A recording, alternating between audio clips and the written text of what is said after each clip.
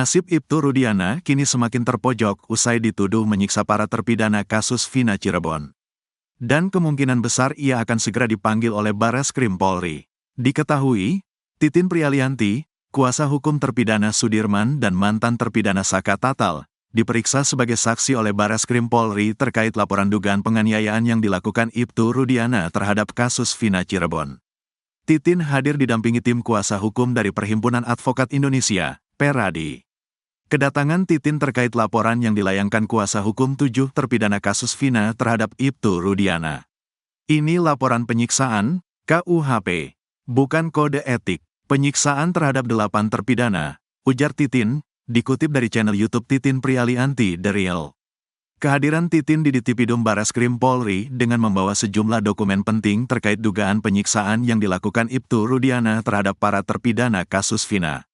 Di mana dokumen tersebut belum sepenuhnya diungkap di sidang peninjauan kembali, PK, terpidana kasus kematian Vina dan Eki di Pengadilan Negeri, PN, Cirebon, Jawa Barat, Jabar, beberapa waktu lalu. Ada dokumen yang diserahkan dan menguatkan. Dokumen belum sepenuhnya dihadirkan di sidang PK.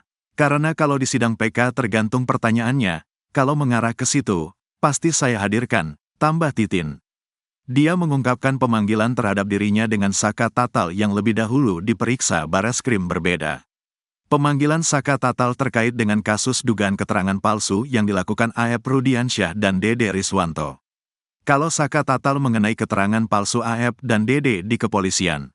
Kalau saya mengenai laporan yang disampaikan Pak Jutek mengenai Pak Rudiana, imbuh Titin.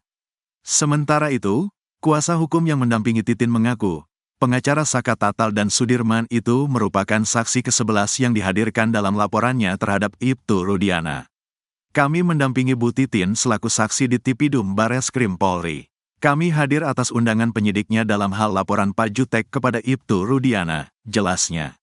Kurang lebih kita sudah menghadirkan 10 saksi, dan Bu Titin saksi ke-11, dan rencananya akan ada saksi tambahan lagi, tambahnya. Kuasa hukum yang mendampingi Titin itu meyakini kasus ini akan naik ke penyidikan dan Ibtu Rudiana akan segera dipanggil sebagai pihak terlapor. Di akhir akan ada pemanggilan dari pihak terlapor Ibtu Rudiana. Kalau ada pelapor, terlapor juga dipanggil, tukasnya. Selanjutnya akan dilakukan gelar perkara. Dalam gelar perkara ini akan diselidiki oleh penyidik, apakah ada unsur tindak pidana atau tidak. Apabila hasil gelar perkara ditemukan adanya unsur tindak pidana, maka penyelidikan akan dinaikkan ke tahap penyidikan. Nasib ayah Eki Ibtu Rudiana kini terpojok setelah dituding menyiksa para terpidana kasus Vina Cirebon. Bahkan Ibtu Rudiana dikabarkan bakal segera dipanggil oleh Barreskrim Polri. Sementara itu Titin Prialianti, kuasa hukum terpidana Sudirman dan mantan terpidana Saka Tatal, diperiksa sebagai saksi oleh Barreskrim Polri terkait laporan dugaan penganiayaan yang dilakukan Ibtu Rudiana terhadap kasus Vina Cirebon. Titin hadir didampingi tim kuasa hukum dari Perhimpunan Advokat Indonesia atau Peradi. Titin juga terlihat membawa sejumlah dokumen penting terkait dugaan penyiksaan yang dilakukan Ibtu Rudiana terhadap para terpidana kasus Vina. Sedangkan Saka Tatal juga ikut dipanggil lantaran kasus dugaan keterangan palsu yang dilakukan Aep Rudiansyah dan Dede Riswanto. Sementara itu, kuasa hukum yang mendampingi Titin mengaku pengacara Saka Tatal dan Sudirman itu merupakan saksi ke-11 yang dihadirkan dalam laporan dia terhadap Ibtu Rudiana.